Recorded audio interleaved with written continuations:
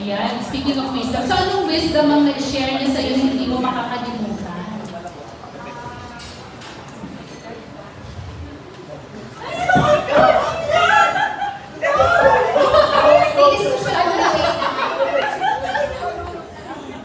Ano ba yung mga antog?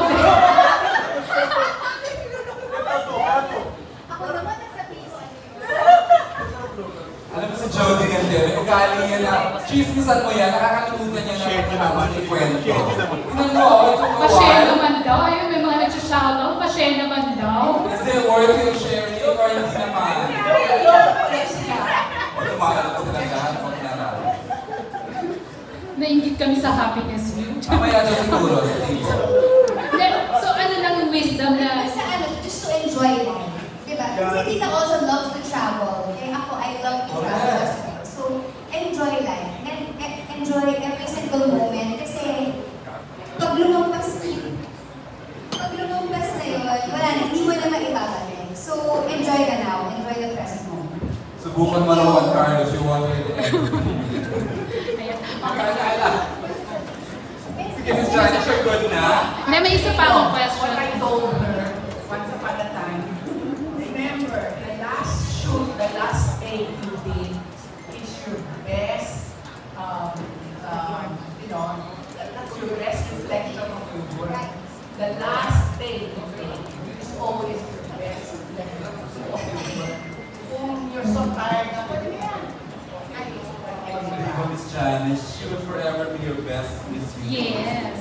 The favorite Miss Universe. Oh, sure. Hindi naman napakasyon pa din yung naging naturalism siya, no? Yes, walang sugar coating, sabi ka. Pero ito may isa pa akong question kay Jody.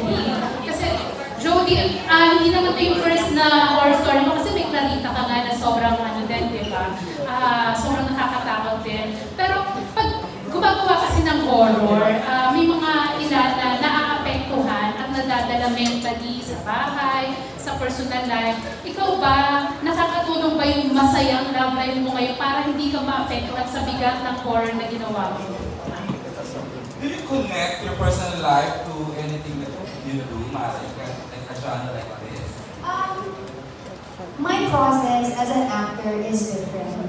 So what I do is, it's so important for us actors to be embarking on different techniques and workshops. Kasi each and every time na ginagawa kang trabaho, kumbaga these workshops, parang work as your tools. Siyempre, hindi ka pupunta sa isang gera na wala kang barel, wala kang bala, wala kang sandata. So, the technique that I am using does not really require me to like parang magbukas ng baon from my personal life or from my childhood or mga ganyan para gamitin ko siya. So, it's a technique that I learned during the pandemic, which I used in several of my series. And kahit pa paano naman, I'm really thankful na nag-work siya. Thank you. So pag uwi mo lahat ng mga eksena ginawa mo, burado na lahat yun.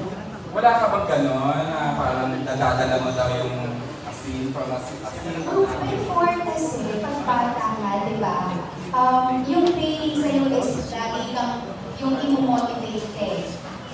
Pag sinabi mo imo-motivate ka, gagamitin mo yung pain mo from your past experiences. Ang problema lang doon, when nag-work siya, di ba? Kaya lang, after nun kasi syempre, when you keep on reliving, let's say, the traumatic experiences na kailangan mong gamitin for a scene, after a while, hindi ka siya umubra. For the reason na there are things na, there are things that can heal from. There are things that can outgrow. So, paano mangyayari? Tuloy-tuloy ang trabaho, hindi mo na siya magamit. So, kailangan talaga mamanit ka ng different ways or different techniques na magagamit mo for your work. Kaya pala may mga moments si Judy na parang nag-ano ka, di ba? Yung alone moment mo. Uy, totoo yan. Text ko yan ngayon, sasagutin after 2 days. Ganun siya. It's really important for, not just for actors, but for every human being to find that space of rest, of stillness. Napaka-busy ng mundo natin eh. Ang daming nangyayari. So, yung space na yun, napaka-sacred.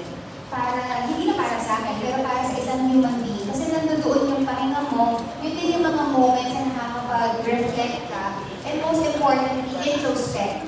Diba? Sa mga nangyayari sa life mo, nandun yung reassessment mo, ng mga gagawin mo, future plans mo, etc. Hindi TED Talk yan. May dalawang session yan, ha? Thank you! Ay, salamat na tapos na lang sa good 5 minutes ako hindi humili ka dito, ha? Alam mo, seryoso. Ay, wala ka. Thank you, Janice. Ang gusto sa'yo yung dalawa. Sa'yo yung kumanap ng nanay niya. Yung kumanap ng nanay niya dito. Jeffy Yanil. Really good. Ang gusto sa'yo nila. And Kari Oil mo pa rin. It's really good. Actually, yung process for the class na kapatid is quite different.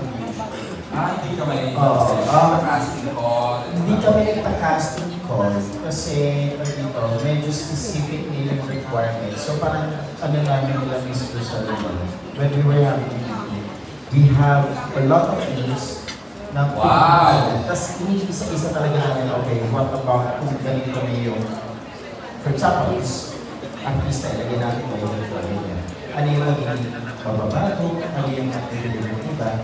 And then I don't know there were times nandito si Direk Manny. Ayan. Supervising producer, Manny Valera. Yes. Si Direk Manny is also na para, there are some names na he's suggesting na something, I don't remember was this one email na parang, hindi ko na mention kasi ito. Tapos yun, sinuggest niya, tapos sabi ko, sige, Direk Manny pa. Yun. Pero nung nag-shoot na kami, yun. Sobrang perfect. So, hindi mo naman sila sa set lang na meet. Lumala naman sila sa isang yes. Ano kami, meeting kami nun, and then we did this meeting, and then also at the same time, I've seen yung previous projects nila, parang masala talaga. For me, sila yung the best para dun sa role. And hindi ko siya pinagsisihan after. Good to hear that. Any word, any reaction from Sarah na Derek speaks highly of you na you landed the road? So, ang dami daw kinasider for the road. I'm very thankful. Maybe Derek is a very incredible director. It was so good to be able to work with him. Experience ko rin yung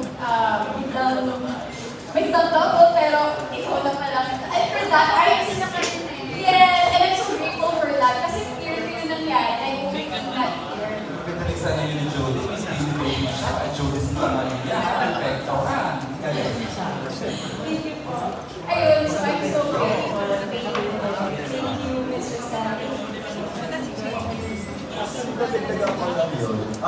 Marami siyang ganun moment. Hindi siya dapat gagawa. Sasalan na lang namin. Yung mga ganun, marami siya pero kasi parang nung first time niya kasi gawin, parang sabi ko, uy, nag-work. Ang hirap kasi kapag i-double. Kapag binobble mo na kasi minsan, hindi makuha yung may mga small gestures sa tono na hindi kaya ibigay ng double na mabibigay lang ng mismo na diba? So, kapag hindi ka matodouble, sige po na kahit pagod-pagod na siya ng I know, tama. Na-enjoy mo naman mo sobra kasi it really adds to the growth of an artist. Hindi ako yung these things. Kahit ako na-surpresa ako sa sarili. So, ayun, gusto ko mabiling-biling ko din. So, let's bring it ulit. Nakapigil sa panood. I can't promise na hindi ako magiging. Alright. Lian, any reaction to what you said? Yeah, syempre, I'm so grateful kay Direk Derek. I mean, this is my second time doing a horror film. Gusto ko siya. Yung beauty mo ako pa. Anyway. So, ako lang Sige, kita mo na. Kanina pa ako natatawa sa pero, balik tayo sa, ano. Saan tayo masaya ko? This is my second time doing a horror film. I remember, bata pa ako noon, nung pinaka-first time ko. I was young lovely po pa. Nung time na yun sa Aswang. Tapos, basta yun yung pinaka-first ko. Tapos, binawayan. Yes, younger version, diba? Hindi na super bata ka ako. Super bata ka ako doon, as in! Siguro mga 10, 11, something like parang... Yan pang mga George, tumawag na Diba, hindi ako nakilala doon kasi as in, binuhusan ako ng prosthetic na dugo all over my body. So, hindi talaga kita masyado yung face ko. Pero anyway, ayun, syempre, kinabahan ako. It's like my first time. Nung time na ginagawa namin itong intro, syempre talagang gusto ko na bigay yung 200% best ko dito. And it's something na I really asked for and prayed for na gumawa ng film. And of course, gumawa ng genre na out of my comfort zone. So, lagi ko sa drama, lagi ko drabita, ganyan. So, gusto ko naman naman.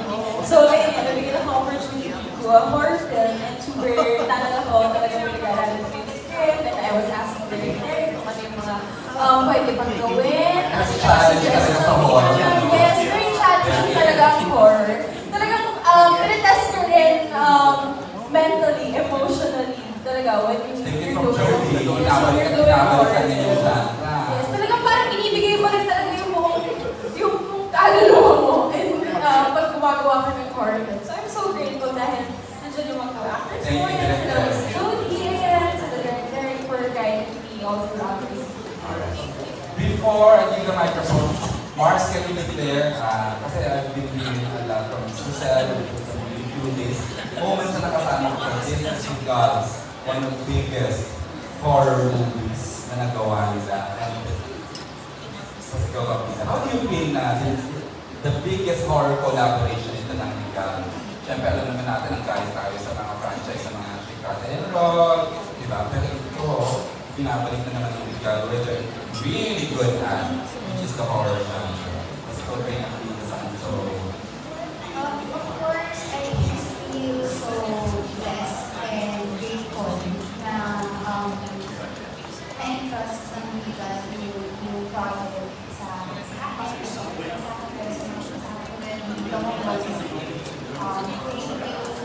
Nasabi ko naman ito before na it was a dream talaga to work. Hello? Ayan. yeah, we continue So it was really a dream to work with Regal. Can I share? Sabi mo, Mar, hindi ako nakuha ng So it's kilig talaga when you got the offer from Miguel. No, di ba kasi almost every year meron siyang rattle and roll. Ayun pala. Umabot na nga siya sa pang-ilan ba? Ilan na Sir Keith? 13 ba? 6 extreme. Yun na nga, di ba? Ayun, correct. So parang every time, parang, kukunin kaya nila ako. Iisipin mo talaga yun. Kasi nung I was a child, I would watch Regal Shocker. Alright, rolling up, ha? Diba? Tapos yung mga Shake, Rattle, and Roll, na isang favorite ko doon, yung episode nila sa Unding. And then, it would be nice, no, kung one day maging part ako ng movie ng Regal. But then, it never happened. Nung panahon na yun, Years ang hinintay mo, decades, no? I waited for 27 years No for way. this to happen. Yun. Ang galing. So, thank you so much, Ms. Rosel, Sir Keith, thank you, maraming salamat sa tiwalang ibinigay niyo. Thanks, Mark, for sharing. Gusto ko lang talaga marinig sa ibang galing niya. Magandang paalam naman ako. Okay, few questions coming from Bon Belenario ng TV5 Digital. Hi, Bon. Okay, para ni Mike. Ito na lang si Bon. Pa-up ng mic po, please. Para Yung question ko for Miss Jody. Miss Jody, we've known you not just an actress, but a person who really speaks your mind when it comes to issues socially and politically. And yung role mo dito, it speaks so much of you as an actor. Na talagang dito you are